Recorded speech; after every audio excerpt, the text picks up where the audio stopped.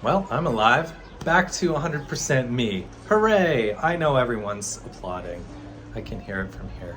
This is the view from our lovely apartment. Isn't it lovely? So, I'm not a doctor, but apparently what happened was I got the norovirus, which I think is the new fancy word for a stomach flu. So it wasn't the oysters. But guess who has it now? That girl. Look happier than that. I'm sad.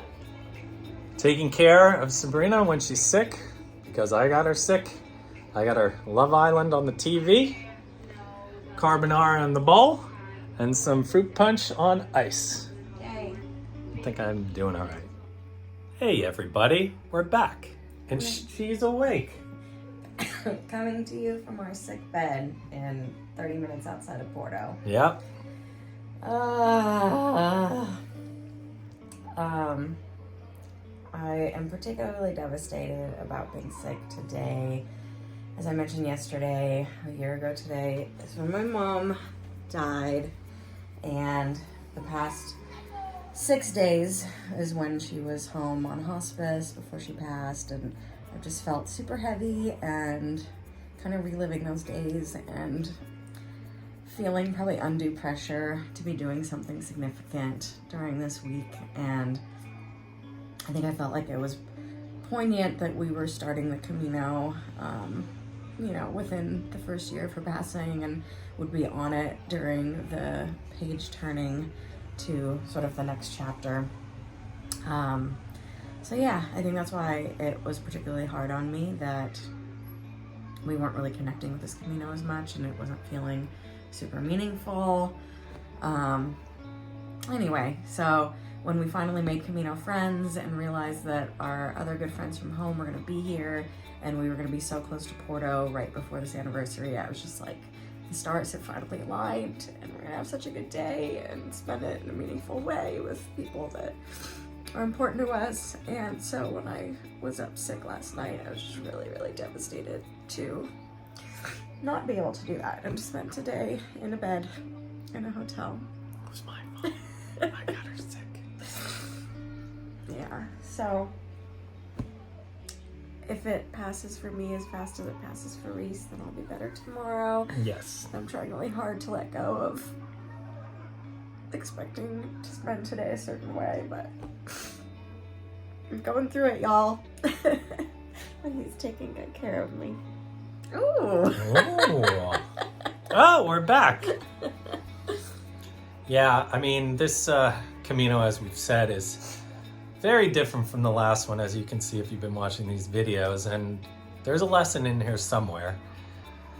We're just gonna keep rolling with the punches, and keep walking forward. I think that's the only thing we can really do. Is just take it one day at a time and just keep moving forward. Literally keep walking. Don't mean to be overly poetic or anything like that, but there's got to be some reason why all this stuff is happening. So. I mean, it's interesting because I feel like, this hasn't been particularly physically hard, and I'm like, when I watch back these videos, I'm just gonna be like, yeah, we took Ubers when it was hot and we sat in pools, and it's just not a hard journey, but I think it's just emotionally a hard journey, and comparing it to the first Camino is hard not to do, and it just we haven't connected with it as much, and it hasn't felt as meaningful, and I think maybe I'm trying too hard to find meaning, but looking forward to going to Porto when I feel better and seeing our people, and hopefully for real, starting fresh in a meaningful way once this day is behind me, because I've been dreading it for a while. Yeah, as your sister says so often, Felicia, shout out, that you never step in the same river twice. And I think that is a big thing that we really got to get past, is just keep comparing this to the last Camino, because it was so special. This will be special in its own right once we look back at it, but right now when you're in the thick of it, it's hard to see where the magic is. So maybe we just got to stop looking and start being, No, I don't know. So when we get to Porto, we're gonna party with our friends. Yeah. There are good friends from LA, okay? Fellow travelers as well, the Tipsy Who have Gypsies. their second home in Porto that they'll be spending the summer in, and we can't wait to see it. We've shouted out to them before, Tipsy Gypsies. They're far more popular than we are, which is nice. Far cooler, which is nice to hang with people like that. But I swear, after that, we are leaving Porto like everyone pretty much on the Camino does. Now we know that most people start from there. We're going to start over, and we're just going to go from there. And we're going to walk, and we're going to see what happens. So that's the plan. Yeah. We're not going to think about anything other than that. Okay? Does that work for you guys? Deal. Does that work for you? That works for me. Okay, works for me.